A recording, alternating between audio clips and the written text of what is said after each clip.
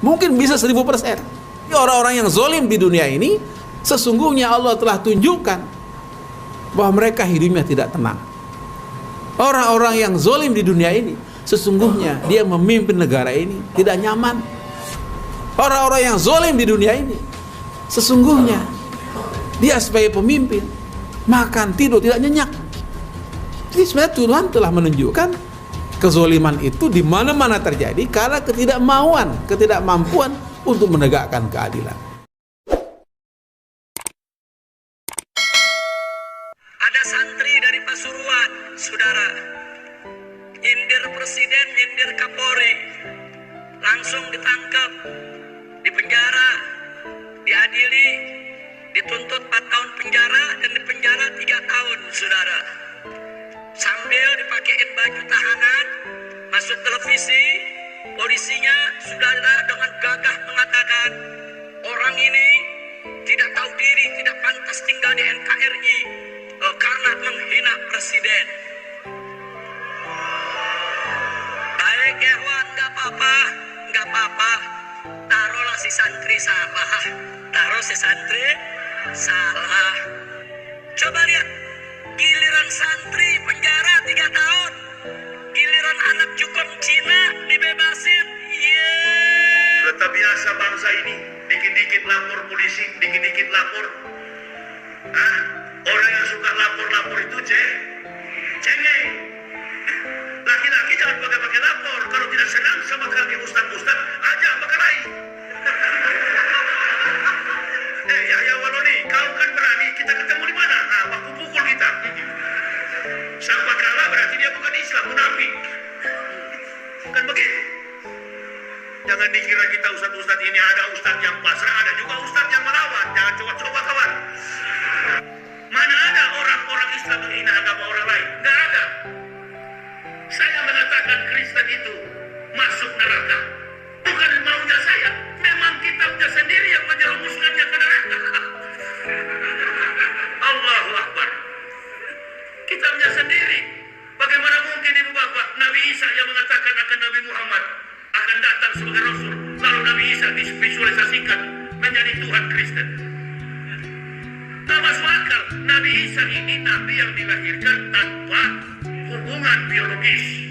Islam adalah agama yang berwatak keadilan, dan Islam adalah agama yang mewujudkan kemaslahatan melalui keadilan.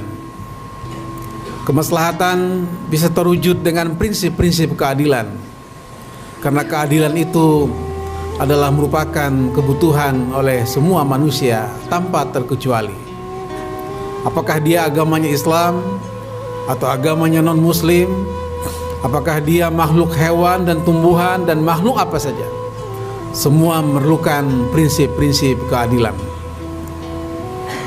Oleh seorang ulama yang terkemuka di antara banyak ulama seperti kita ketahui, Ibnu Taimiyah menjelaskan bahwa beliau menekankan tentang pentingnya prinsip untuk menjalankan suatu proses dengan ihdinas siratal mustaqim, yaitu ihdinas siratal ladzina an'amta alaihim ghairil maghdubi alaihim waladdallin. Tatkala seorang ingin berada pada prinsip keadilan, maka dia harus melalui jalan yang lurus, yaitu jalan yang diberi nikmat oleh Allah dan bukan jalan yang dimurkai oleh Allah Subhanahu wa taala. Seorang ulama At-Tabari menjelaskan misalnya bahwa yang dimaksud dengan umat wasata itu ialah umat yang mampu untuk berada pada situasi dan kondisi bagaimanapun, yaitu untuk menegakkan keadilan itu sendiri. Karena itulah maka para ulama sepakat bahwa orang-orang yang ingin menegakkan keadilan itu adalah wajib melalui proses amar ma'ruf nahi mungkar, bukan sebaliknya amar mungkar nahi ma'ruf. Karena tidak mungkin bahwa prinsip keadilan bisa ditegakkan melalui cara-cara yang amar mungkar nahi ma'ruf, karena itu bertentangan dengan prinsip-prinsip keadilan itu sendiri. Sidang Jumat yang berbahagia, para ulama juga sepakat bahwa yang dimaksud keadilan itu ialah menempatkan sesuatu pada tempatnya. Jadi kalau manusia hidup dengan kebutuhan jasmani dan rohani, maka keseimbangan memenuhi kebutuhan jasmani dan rohani adalah merupakan bagian dari prinsip keadilan, prinsip keseimbangan, dan prinsip kesetaraan. Prinsip keseimbangan itu berarti prinsip yang dimana manusia tidak boleh dia hulu artinya berlebihan. Misalnya dia berlebihan untuk memenuhi kebutuhan secara jasmani. Kebutuhan jasmani misalnya makan, minum. Nah, kalau kemudian setiap hari dia makan, jadi hidupnya untuk makan, seperti hewan misalnya, karena hidupnya diperuntukkan Allah untuk makan, maka setiap hari pekerjaannya mengunyah dan mengunyah. Itu artinya bahwa hewan memang diperuntukkan tempatnya untuk makan setiap hari. Tetapi manusia sebaliknya, makan dia untuk hidup, dalam arti bahwa dia makan memenuhi kebutuhan makan untuk sekedar memenuhi kebutuhan hidupnya. Jadi bukan sebaliknya. Oleh karena itu sidang Jumat yang berbahagia, keseimbangan material dan kebutuhan materi dan biologis dalam konteks kebutuhan spiritual adalah diperuntukkan bagi manusia. Kenapa? Karena kita manusia diciptakan oleh Allah, laqad khalaqnal insan fi ahsani taqwim. Sebaik-baik manusia diciptakan adalah manusia yang kita dihadirkan oleh Allah, diperuntukkan di permukaan bumi ini, yaitu kuntum khaira ummatin ukhrijat linnas ta'muruna bil ma'ruf wa tanhauna 'anil munkar wa tu'minuna billah. Kami jadikan manusia sebaik-baik manusia, diciptakan manusia adalah manusia yang terbaik oleh Allah Subhanahu wa taala. Untuk apa? Untuk ta'muruna bil ma'ruf wa tanhauna 'anil munkar. Sidang Jumat yang berbahagia, dalam proses itulah kemudian terjadi dialektika, terjadi apa yang kita sebut dengan perdebatan di masyarakat. Apakah kita manusia telah mampu berbuat adil untuk diri kita? Apakah kita telah mampu berbuat adil untuk keluarga kita? Apakah kita telah mampu berbuat adil dalam konteks kemasyarakatan dan kebangsaan? Inilah yang kemudian menjadi pergulatan yang setiap hari kita lakukan. Inilah yang kemudian akan menjadi saksi, seperti kata Allah, kita kunu syuhada 'alan nas. Apakah kita mampu menjadi saksi di tengah-tengah kehidupan manusia untuk menegakkan keadilan? Atau sebaliknya, apakah kita akan menjadi pejuang menegakkan keadilan, atau sebaliknya pecundang? Jadi antara pejuang dan pecundang memang jauh berbeda. Tapi terkadang orang yang tidak punya prinsip-prinsip dalam menegakkan keadilan, dia tidak tahu mana pejuang, mana pecundang, seolah-olah sama saja. Oleh karena itu, dalam konteks ayat tadi surah Al-Baqarah 143, maka kemudian Allah menegaskan orang-orang yang pejuang itu ialah orang-orang yang pertama menjadi saksi untuk menegakkan keadilan. Orang-orang pejuang itu adalah orang-orang yang menjadi apa yang disebut dengan ummat tawasata, menjadi wasit. Dia mampu menjadi wasit. Karena apa? Karena dia tidak berada pada kutub yang ekstrim, tidak pada ekstrim kiri dan tidak pada ekstrim kanan. Itu yang saya sebut dengan ghulu. Dia tidak berlebihan. Misalnya dia melaksanakan ibadah tidak berlebihan. Satu ketika di zaman Rasul ada seorang sahabat menyampaikan kepada Rasulullah, ya Rasulullah, seorang sahabat itu setiap hari pekerjaannya ibadah terus, zikir terus setiap hari, mulai dari pagi, siang, malam, semua waktunya untuk zikir.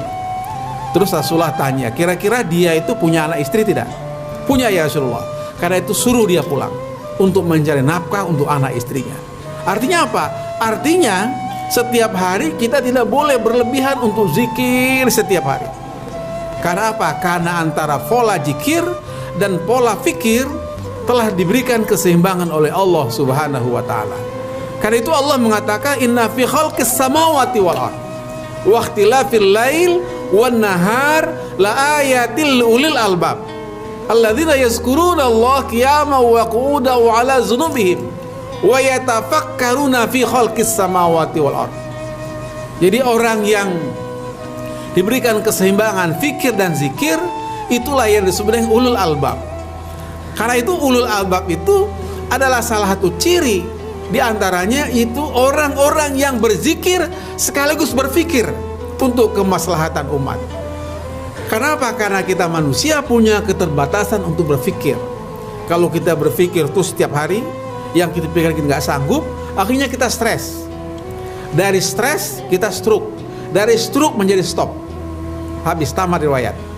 Kenapa? Karena dia memaksakan dirinya sebagai manusia, sebagai makhluk biologis, tidak mampu memikirkan sesuatu yang di luar jangkauannya.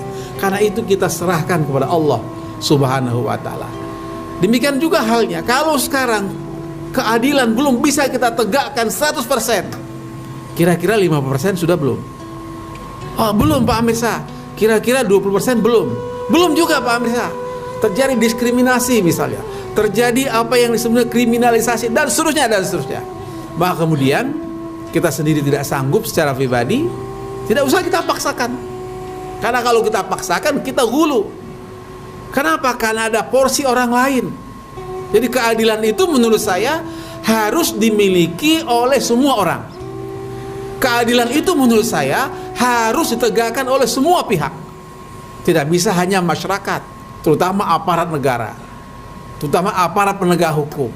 Nanti kemudian ada sebuah hadis mengatakan yang pertama kali dihisab nanti yang masuk neraka itu orang-orang aparat penegak hukum, karena tidak bisa menegakkan hukum secara adil. Itu yang pertama kali nanti yang masuk neraka itu karena tidak bisa berbuat adil. Nah karena itu, karena sekarang belum bisa diwujudkan keadilan 100%, kita serahkan kepada Allah. Bukan kita berarti orangnya apatis, bukan. Tapi kita dalam konteks ini terus berusaha untuk menegakkan keadilan itu.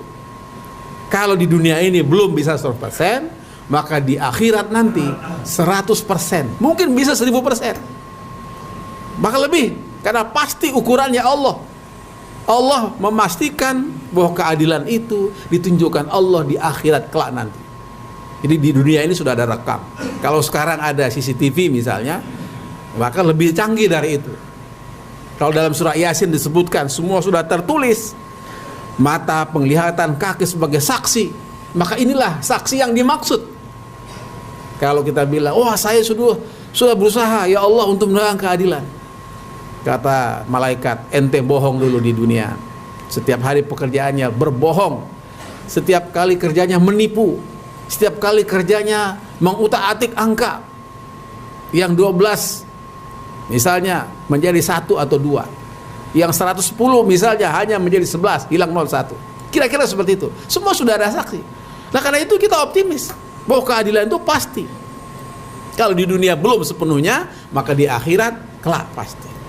Oleh karena itu, ini yang disebut dengan keadilan, ditempatkan sesuatu pada tempatnya. Ada tempatnya di dunia, nanti ada kemudian tempatnya di akhirat kelak kemudian.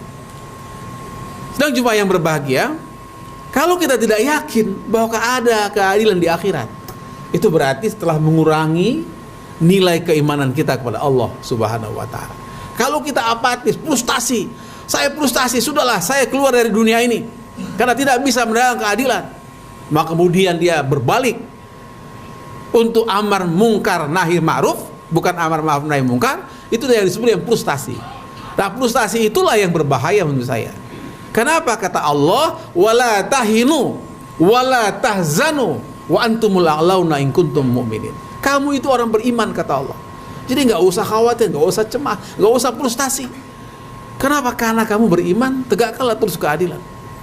Soal kadar keadilan kita yang kita tegakkan itu baru misalnya sekian persen misalnya. Taruhlah misalnya untuk diri kita baru bisa menegakkan keadilan misalnya 50%. Karena kita masih sering menzolimi diri kita. Apa contoh yang sederhana kita menzolimi diri kita? Contoh yang paling sederhana ialah waktu setiap hari kita gunakan satu hari satu malam 12 jam, 24 jam misalnya.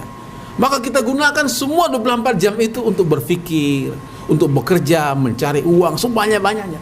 Kita zolim terhadap diri kita. Karena itu lawan dari keadilan itulah zolim. Jadi orang-orang yang zalim di dunia ini, sesungguhnya Allah telah tunjukkan bahwa mereka hidupnya tidak tenang. Orang-orang yang zalim di dunia ini, sesungguhnya dia memimpin negara ini tidak nyaman. Orang-orang yang zalim di dunia ini, sesungguhnya dia sebagai pemimpin makan tidur tidak nyenyak. Jadi sebenarnya Tuhan telah menunjukkan kezaliman itu di mana-mana terjadi karena ketidakmampuan untuk menegakkan keadilan. Nah, kalau kita sekarang karena kemampuan kita menegakkan keadilan sesuai dengan kesanggupan, ikhtiar, doa, tawakal yang kita lakukan, kita happy saja. Menurut saya itu salah satu ukurannya. Kita happy, kita berusaha terus agar masyarakat dalam kondisi aman damai untuk menegakkan keadilan. Sidang Jumat yang dimuliakan dan dirahmati Allah, oleh karena itu marilah kita terus-menerus berusaha sekuat tenaga kita, ya, jangan pernah menyerah, jangan pernah putus asa, dan jangan kita pernah berpikir bahwa keadilan itu tidak mungkin bisa ditegakkan. Sangat mungkin sekali, tergantung ikhtiar, doa dan tawakal kita kepada Allah Subhanahu wa taala. Mudah-mudahan Allah memberi kekuatan kepada kita semua untuk menegakkan keadilan, karena keadilan itu adalah bagian dari prinsip asasi kebutuhan kita, hidup kita secara pribadi di tengah masyarakat, bangsa dan negara. Barakallahu li wa lakum fil Qur'anil Karim wa nafani wa iyyakum bima fihi minal ayati wa dzikril hakim wa taqabbal minna minkum innahu huwar ghafurur rahim.